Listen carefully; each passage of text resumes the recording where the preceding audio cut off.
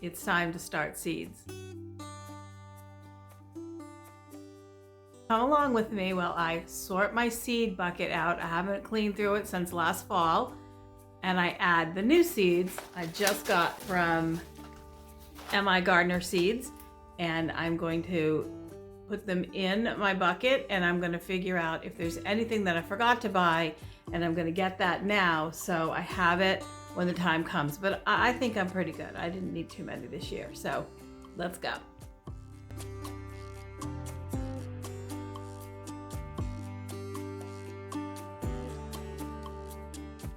This plastic tote is my seed bucket. I have a rough drawing on the top of my garden. It's not really that accurate anymore, but it's been there for a couple of years. But this is my bucket. It's just a plastic tote, holds all of my seeds, and these are what I have left, along with a bunch of seeds that I have dried and saved for certain things, certain heirloom varieties that I wanted to make sure I grew again this year, and for several kinds of flowers. So I pulled the flower seeds out and the packaged up, some of the recently packaged ones that I dried, and I'm going to show you those. And then we'll move along to seeing what I actually ordered for new seeds this year.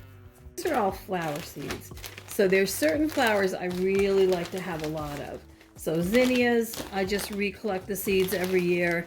I'm fine with the fact that I have all this chaff in here, that obviously the flower heads themselves don't have seeds in them. But I'm good with that, because when I crumble these down more, you can see if you look really close, the seeds in here, I'm able to sprinkle this in the garden without having to worry over much about planting too close, because the chaff in there mixed with the seeds will allow me to disperse the seeds better. So I have mixed zinnias. This is every color under the sun. I also have one that's just orange zinnias. One of my zinnia plants was this incredibly beautiful orange sherbet color, and I will insert a picture there if I can find one. But just so you know, that's our extra seeds there. These are yellow marigolds. I have a whole bunch more yellow, and the Queen Sophia type yellow and orange marigolds, I have a bunch of those seeds, even probably 3 times more than this, out in the sunroom. I still have to package up. These are leftover zinnia seeds from last year, 36-inch tall ones. I'll just mix those with my current batch. Leftover yellow marigold seeds, there's just a few. Again, I will mix that with my current batch, and that will take care of those. These are some of the ways that I save seeds from year to year. Everyone knows you can take an old pill bottle, relabel it, and use that to save seeds. These are empty, but they won't be for long.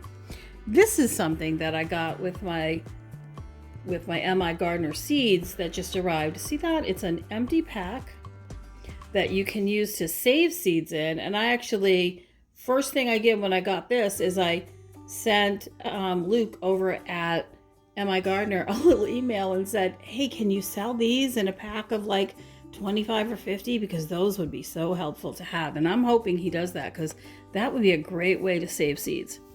This is the other way I do it. These are disposable tea bags. You can buy them right on Amazon. They're inexpensive. You can get like 100 of them for just a few dollars. When I save my seeds, I let them dry thoroughly, and once they're dry, I package them up in these little disposable tea bags, because they allow air in, and I don't have to worry about the seeds going moldy, but it also keeps them together, and I can write a little note on them. See, it says pole beans. These are nor'easter. It's a big green pole bean. It's kind of wide, almost like an Italian green bean, and I love them, like a Romano style green bean. Love them. They taste good. They don't have really any strings. Even when they're big, they're delicious. My favorite bean. I save them year to year. I have several bags of them. So there you go. That's what those are for. And I'm going to file those in my box in the appropriate spot in just a few minutes. So let's look at the seeds I bought this year. I did get all of the seeds that I needed from MI Gardener. There are a lot of fabulous seed companies like Baker Creek and the tomato savers, and there's just tons of really good companies, and you can get really great catalogs. For me, I didn't need a ton of varieties or a ton of seeds. And because I have about 3,000 square feet, I don't need a huge package of seeds. So I like to buy from companies that sell smaller packages at better prices. Now, at my gardener, they sell their seeds for just a couple of dollars a pack, and it's enough for me. If I need more, I just buy 2 packs. There's a company in Maine called Pine Tree Garden Seeds. I think their website is superseeds.com maybe, but it's Pine Tree Garden Seeds. You can Google it that way, I'm sure, and get them. They again sell smaller packets, reasonable pricing. They don't have a ton of varieties like you might find on some of the bigger websites like Gurney's or Baker's Creek, but certainly they have really good varieties that are tried and trusted and true, and the people there are super nice too. So MI Gardener Seeds or Pine Tree Garden Seeds, those are my top picks for smaller amounts of seeds at really reasonable prices. So let's see what we got. All right, so I've come outside so that you can see these better. It was getting a little dark at my table all of a sudden. So I'm outside in my sun porch area, a little greenhouse area. I'm going to go through some of these just so you can see. You're going to, of course, pick ones that suit your family better. Now, the question on everybody's mind is what kind of tomato seeds, right? Am I right? I think I'm right. All right. I only bought 1 pack of cherry tomatoes this year. This is the large red cherry. I've heard a lot of really good things about it from Sarah and Kevin over at Living Traditions Homestead. So I'm going to try it, but in my seed box, know that I already have probably 15 different kinds of tomatoes, cherries, paste tomatoes, and some of those will be started too. But I wanted to give this one a try because they've spoken so well about it. And I watch all of those bigger name channels to get as much information as I can, to hear their opinions on things. It's really helpful to me, and I would encourage you to do that too. So Living Traditions Homestead, absolutely. Roots and Refuge Farm, absolutely. So much good information there too. Those are 2 of my all-time favorites, but to be honest, they're all my favorites. So, all right. So large red cherry, sorrel, because I've never had it planted in my garden. I'm going to plant it in a little herb garden space I have right downstairs below this room. I have a little herb garden. I'm going to plant it there. It's got other herbs in it and flowers that come up every year, like echinacea and Egyptian walking onions and lemon balm and a bunch of other stuff. So I'm going to plant it there. It's easy to harvest and I don't have to worry about it spreading. Chamomile, because my husband really likes it, so I have a couple of them. I didn't plant it last year. I planted a few leftover seeds in my green stock that came up, but I want to be able to dry this and add it to my tea collection. Rainbow Swiss chard. This is my favorite Swiss chard. I plant it every year. I know there's lots of different kinds of Swiss chard, but this is definitely my favorite, so I always plant it. Light in here isn't optimal, but I'm going to just soldier on so we can get through this so you can see really quick. I'm going to do it pretty quick anyway. These are just a Tokyo long white bunching onion. I usually plant 1 pack of this. I start the seeds inside. I put it in 2 different places in my garden so you can see how well they grow, and that's enough for my family for the whole season. Plus I have tons of green onions in the freezer that I've chopped up too, so they produce enough for me. Leeks, I'm going to grow some leeks this year. Those of course will be started soon. I do not like radishes. I want you to know. Neither does my husband, by the way. But Jess over at Roots and Refuge Farm talks about roasting them along with other root vegetables, and I'll be darned if that didn't make a difference. So we will eat them roasted that way. We eat some in salads if they're really thinly sliced. Bigger is better for me. So these are German Giants. When I get a seed packet, I'm sure you've noticed this, the first thing I do is I write the year on them, so I just know which ones to use first. And I usually vary that depending on what I want to plant in the garden, but it gives me an idea of how old they are. I never throw older seeds away. I just know if they're older to plant the seeds a little more thickly and thin them if I have to, but just to make up for germination if there's any issues. To be honest, I really never have any big issues with germination. Unless it's carrots. Okay, carrots are the bane of my existence, but I'm done better the last couple of years. I've been able to grow the ones that we eat. All right, So snow peas. I don't grow regular sweet peas because I don't like to shell them and then throw away that perfectly beautiful shell. So I grow either snow or snap peas. I have a trellis dedicated for them. I usually do 2 trellises of them. We do put lots in the freezer, but we eat them fresh constantly. They're so good. Raw. In the garden, that's my breakfast usually. So Mammoth Melting Snow, Oregon Giant Snow, and Golden Sweet. And I like a lot of color in the garden. That's why I'm growing different varieties, different sizes.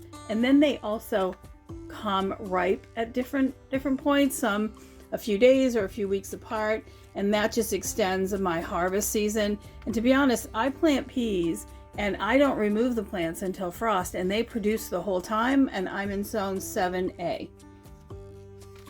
And yes, I know about the purple magnolia pea pods. They're snap peas. I don't like them. I think they're kind of stringy and I don't like the flavor of them. But that's just me. People love them. They have their following. I'm just not a follower.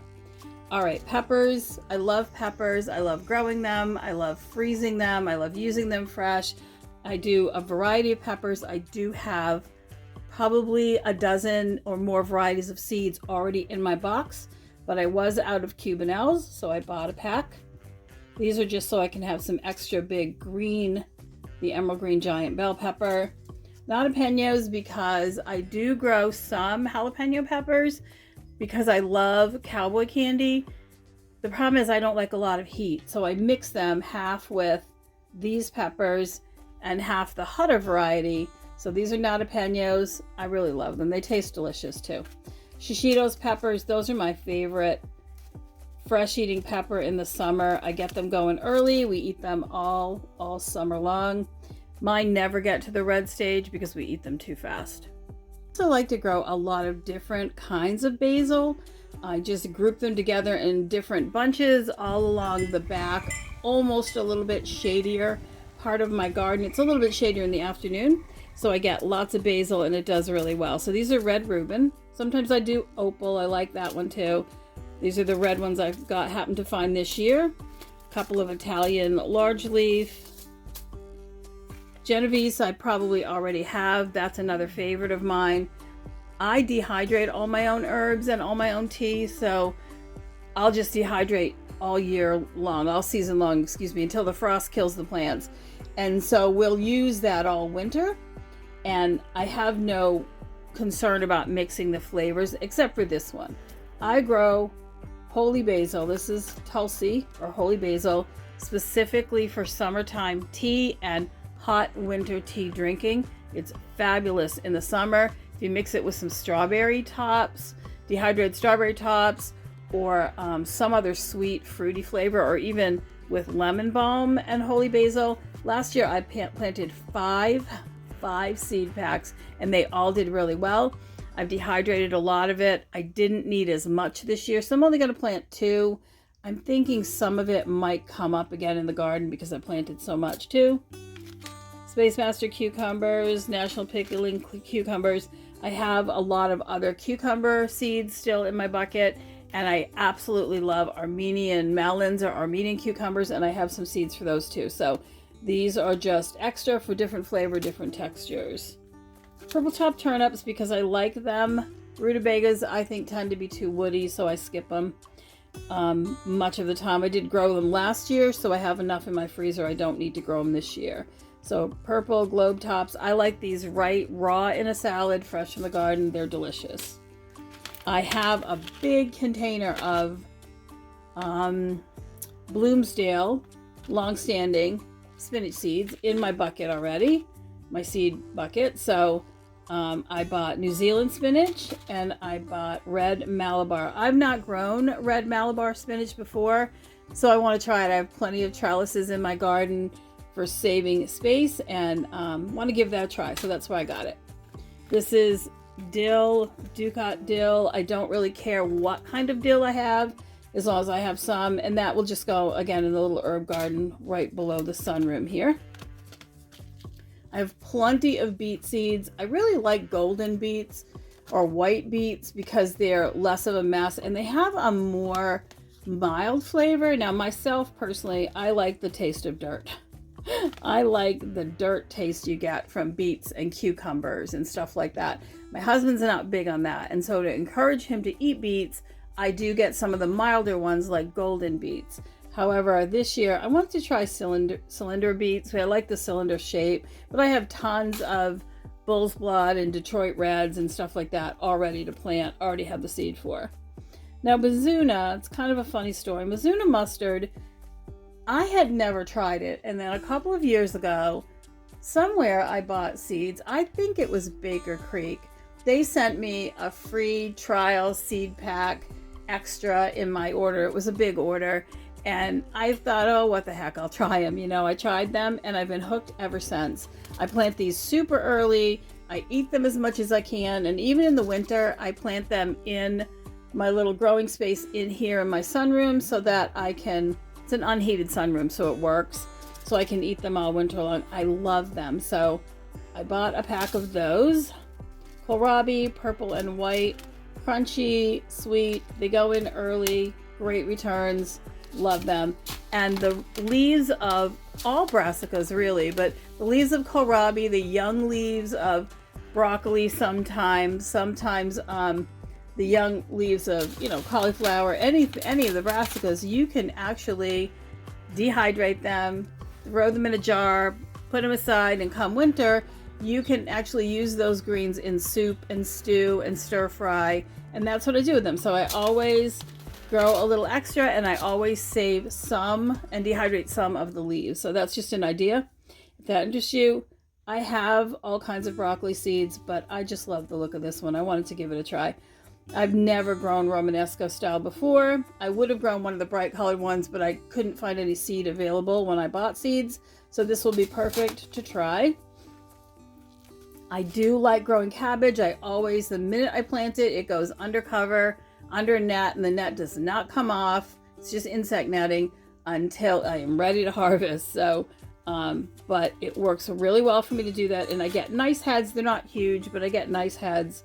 This is golden acre cabbage, and then this is red acre cabbage. And I just thought they were so beautiful that I had to absolutely grow this one. So I'm happy for that. This is my all-time favorite kale. Now, I'm not a huge kale eater. Some people are, some people aren't, but red Russian kale, excuse me, or ragged jack, it's often called ragged jack. The leaves are thinner and tender and frilly. And again, they're another thing that the minute I plant the seeds, I cover them up with the netting. They're in the same row with my cabbages and kohlrabi and stuff, so that the bugs don't get on them and I can eat them really all year long. I still have a patch of red Russian kale in my garden right now, and I think it was 20 degrees last night outside. So they grow, they come back, they keep going. I love them. Corn, this is just to do a couple of rows. I like to grow corn because I like the ornamentals of the leftover corn stalks to put around my mailbox and my front door for decorations in the fall. I started doing that here last year, and I didn't expect anything but corn stalks, and you know, I got 40 ears of corn to go in my freezer from one little like 2-foot by 18-foot row or so. We're going to do it again for fun. This is golden bantam. I thought it'd be fun to try something a little bit smaller. So we'll see how that goes. I got to make a nice place for it in my garden. Right now, I have blackberries where I want to put the corn, so I have to move them. Calabunga. This is just a mixture of different kinds of softer leaf kales, I believe. So that'll just be kind of fun to grow. Pak choy, of course, everybody needs that. These are yard-long beans. It's something that I first knew about watching a video from Roots and Refuge Farm.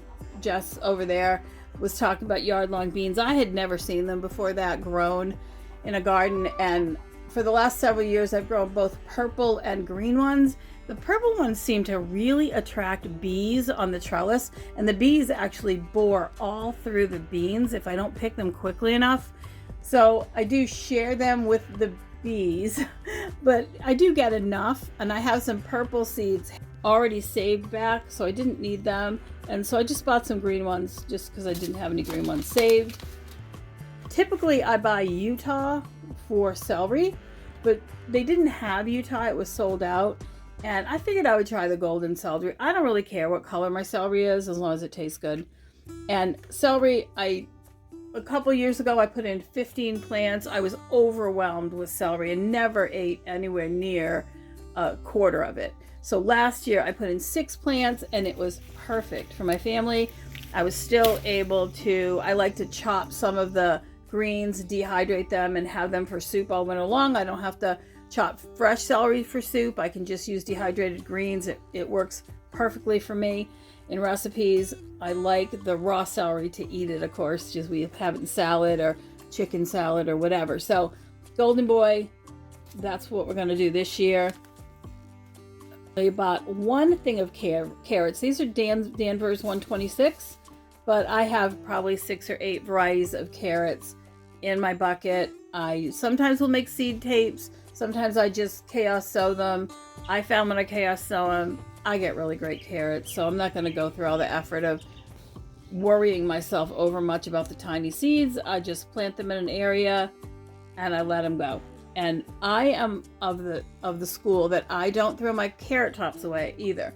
I prefer the carrot tops. I dehydrate them and then I use them in place of parsley when I'm cooking all winter long, all summer long, anytime I have them.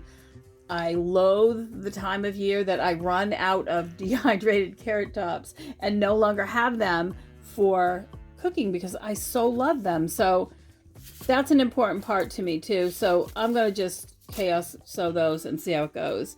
Well, then butternut, because you know they're super productive and they're pretty tolerant of pests and diseases. So I'm going to throw a few of those in with the other probably 12 kinds of squash I have seeds for, because I really love winter squash. And you know how I am with the tromboncino. So, all right, 2 kinds of watermelon, Moon and Stars, and Sugar Baby. Sugar Baby has a lot of seeds notoriously, but it doesn't get too big. It's great for my area, and the watermelon's wonderful.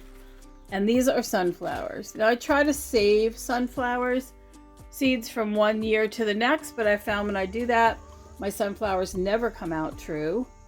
And planting sunflowers is really important to me. It's something that I do in memory of people that I've loved and lost. Thanks for joining me today while we looked at my seed bucket and organized my seeds. I am going to start seedlings probably tomorrow or the next day, and it's time, you know, it's February, it's time to get going. If you find any of this helpful, if you just enjoy the experience of sitting and chatting with me, then drop a comment below, like and subscribe. Don't forget to share. It helps so much. I really appreciate that. And I will see you soon. Take care.